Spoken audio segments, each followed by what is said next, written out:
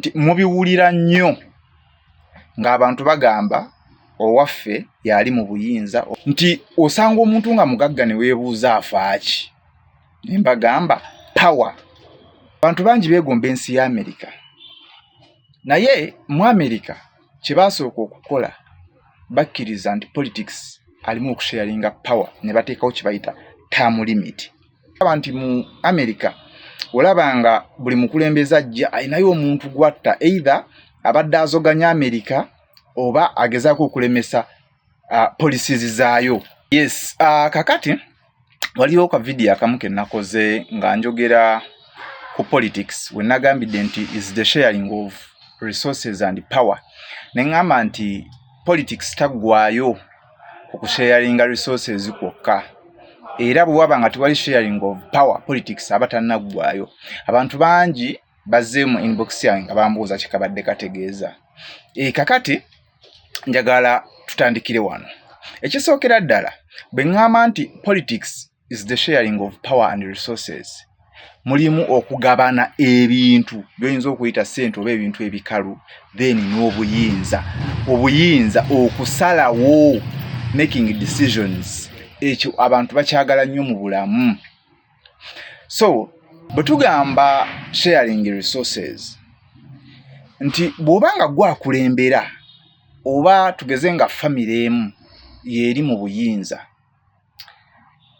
abantu kiri mu ndowooza y'abantu ate of course nga kiyinza oba ekituufu nti bangi bagabana ebintu babeera ne keeki nnene oba ekitundu kinene ku keeki y'eggwanga okusinga abalala.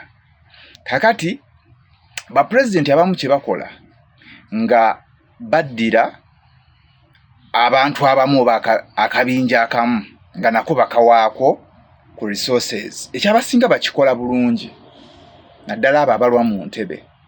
Kati bwe bamala okubawa ku resources abamu batuula ne babeera bamativu n'ebyo bye babeera babawaddeko.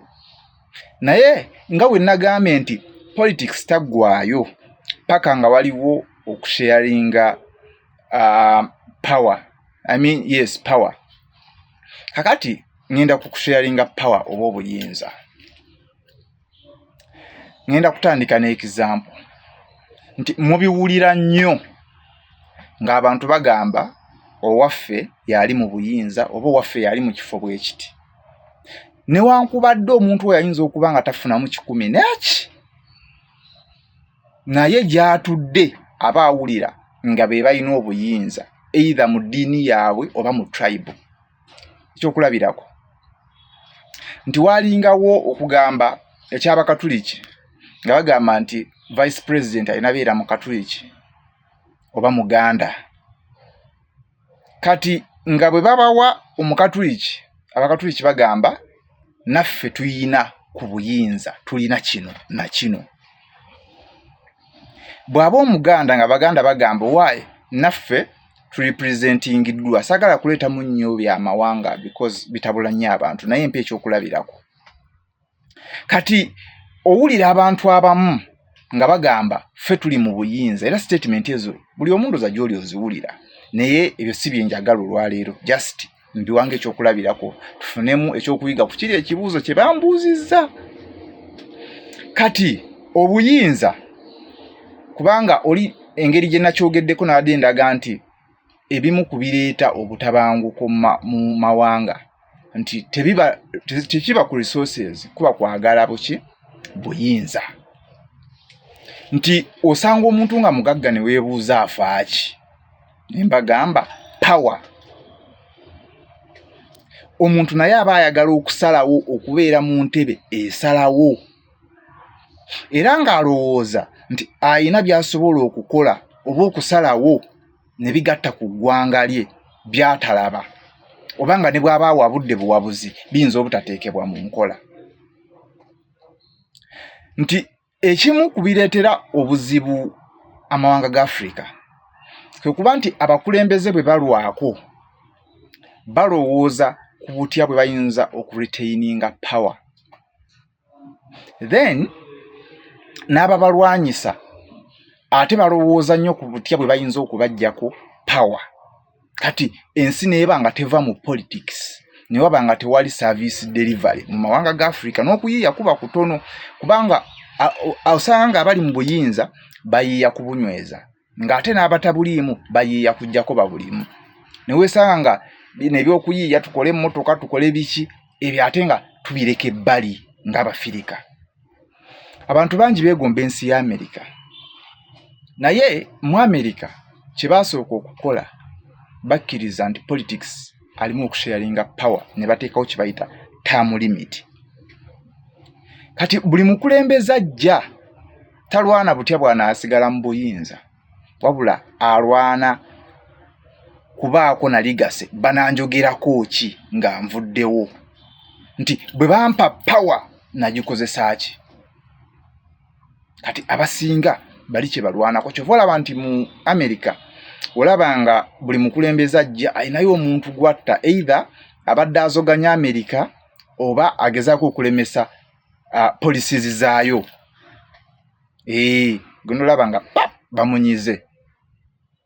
Kati ng'oyaganza obuyinza bwange nabukozesa okuyambako America okufuna kino. Obuyinza bwange nabukozesa bwenti ne bwenti ne bwenti. Kati nga nzirayo ku kibuuzo saagala kulandagga nnyo kubajja ku mulamwa nti ensonga eri gye nayogeddeko nti politics aggwayo nga waliwo okusharinga power and resources. Kati abakulembeze abamu nga bwe mbagambye nti bagabako ku resources kati obuzibu bujja ku power.